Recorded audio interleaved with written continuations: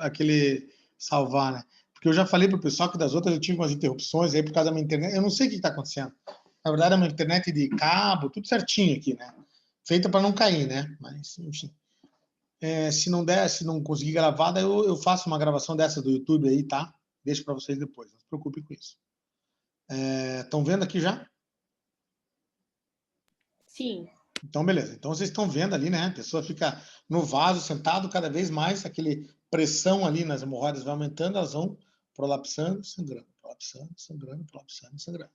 Tá? Então, eu estava falando para vocês agora, esse próximo slide, sobre o que a pessoa vai ter de clínica quando ela tem doença hemorroidária, né? Geralmente é um sangramento após o ato evacuatório, no qual fica gotejando sangue vermelho rutilante no vaso. Quando a hemorroida interna, tá? Que é essa hemorroida clássica que a gente vê sempre, a hemorroida interna ela é indolor, porque ela é acima da linha pectínia, certo? Tá? Ela se origina acima da linha pectínia. Então, por esse motivo, ela não dói. Aquele mamilo se engurgita, aquela mucosa sofre uma erosão, e aquilo ali sangra um tanto. Então, o paciente percebe o prolapso, quando ele começa a descer muito, ele começa a sentir que aquilo desce, certo? Tá?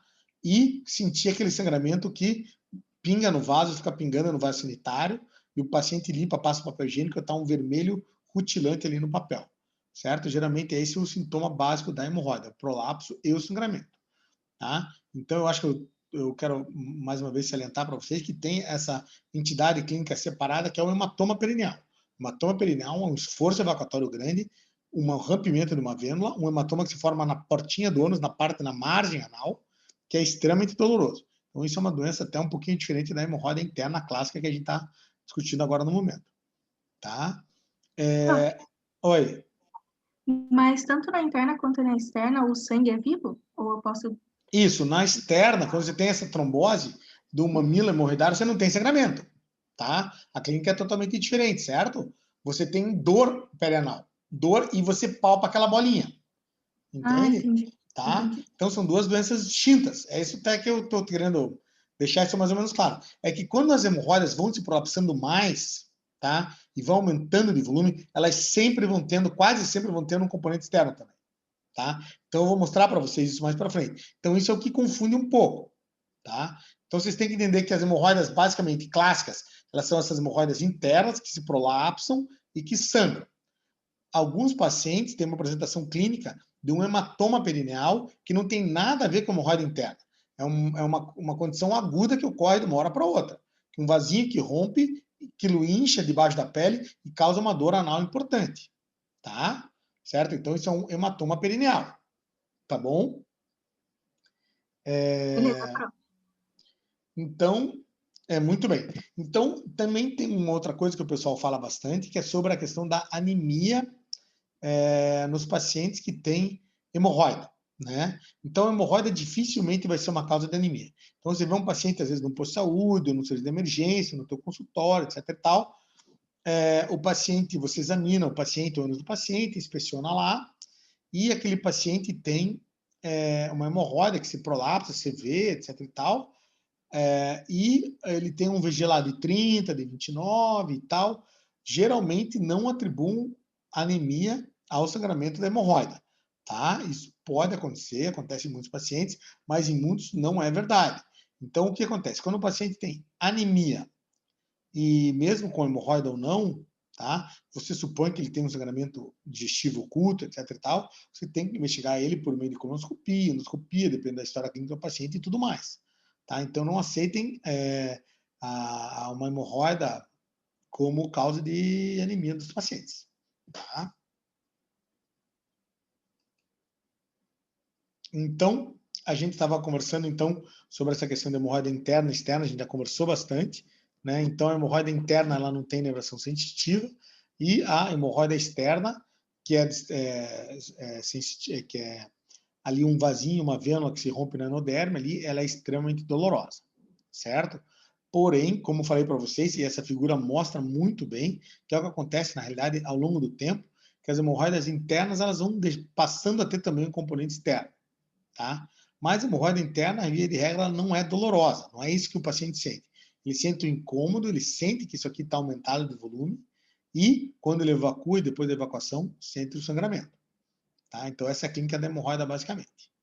Tá bom? Vou mostrar aqui para vocês. Então, essa aqui é a graduação que a gente tem. Engraçado, isso aqui eu já tinha salvado de outro jeito aqui. Isso aqui é a graduação das hemorroidas, né? Então, ela vai indo de uma mais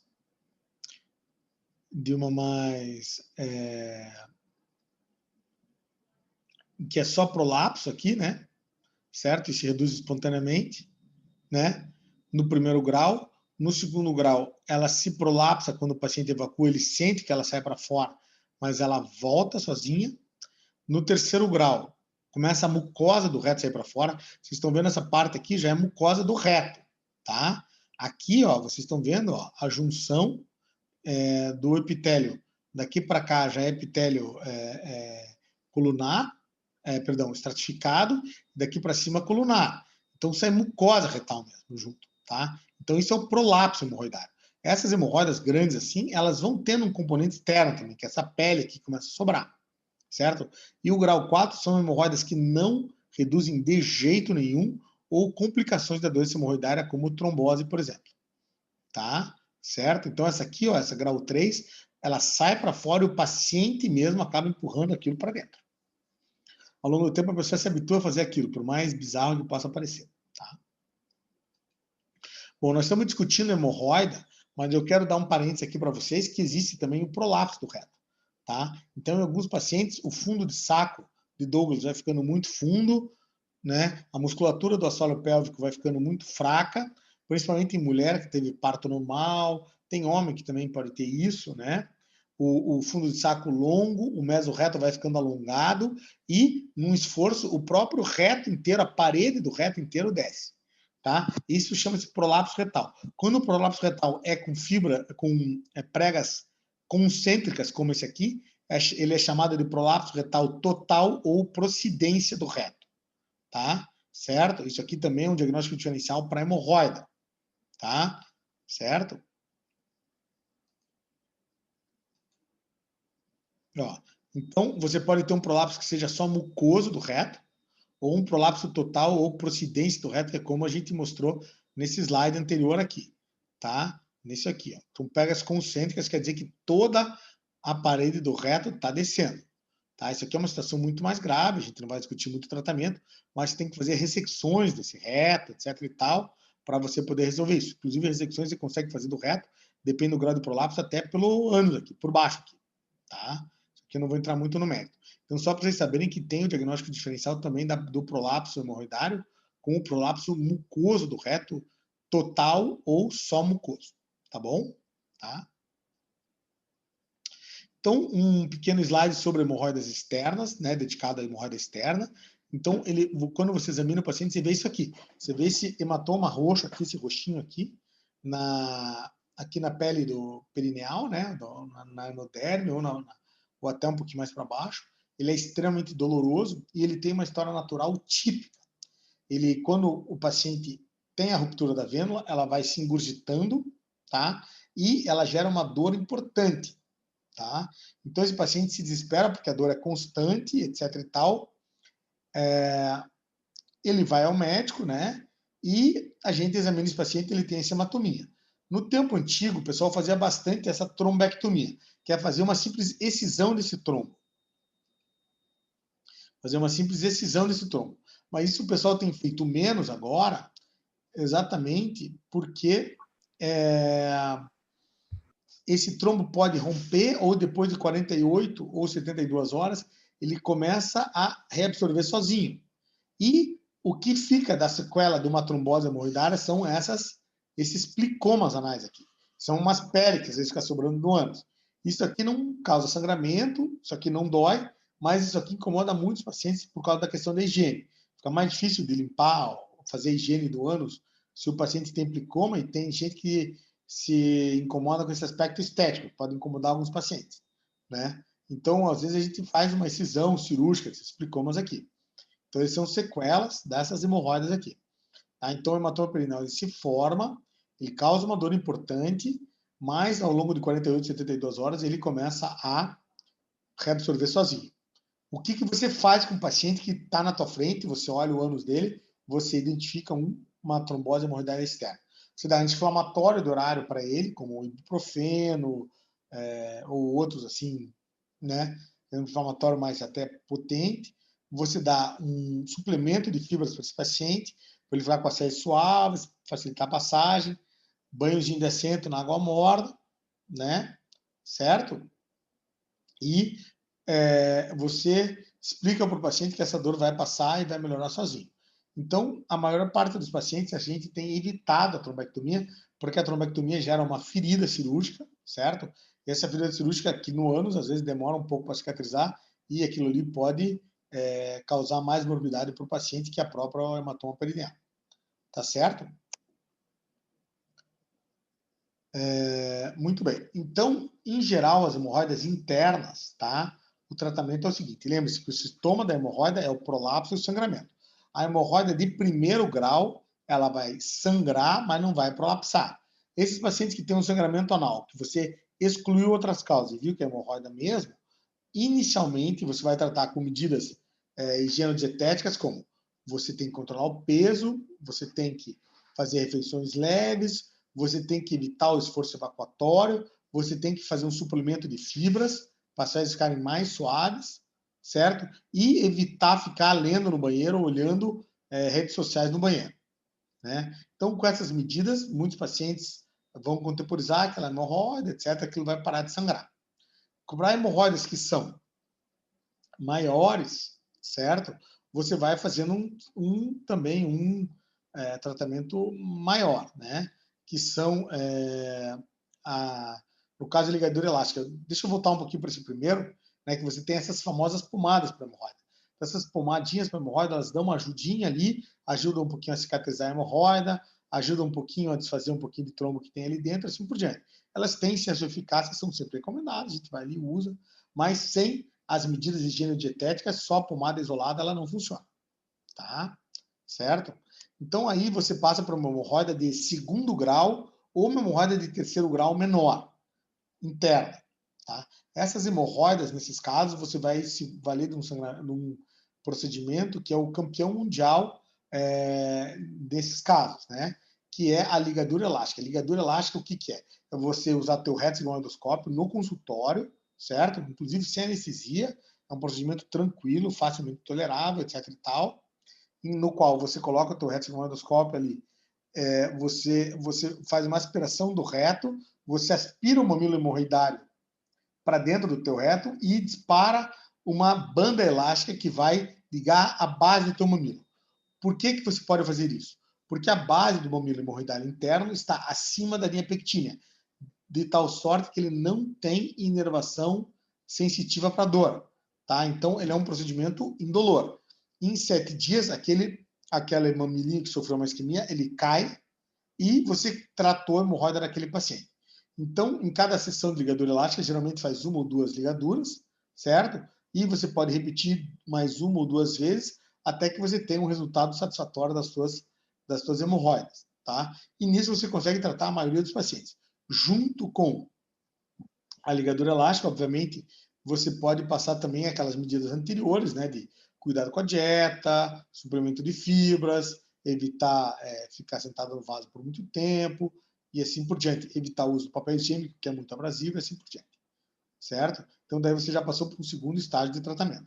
Quando você tem uma deformidade da arquitetura perianal muito grande e hemorroidas de terceiro grau grandes ou de quarto grau, aí nada mais resta a não ser hemorroidectomia cirúrgica.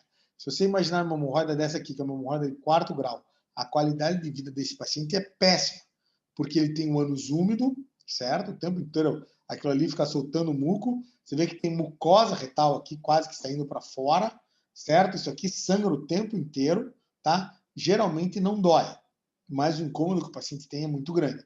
Então, nessa hora, o paciente vai vir no médico e falar, ó, você vai ter que fazer uma coisa para me resolver. A ligadura elástica não consegue erradicar esse tipo de hemorroida, tratar esse tipo de hemorroida eficientemente.